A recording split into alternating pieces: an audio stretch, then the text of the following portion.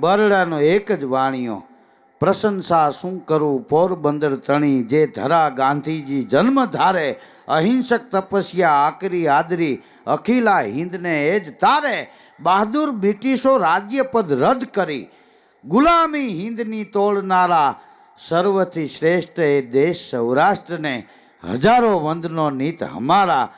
બરડાનો એક જ વાણિયો મહાત્મા ગાંધી. અંગ્રેજે એને ઝાપટ મારીને ટ્રેનના ડબ્બામાંથી ઉતાર્યા કે આ ડબ્બામાં નહીં.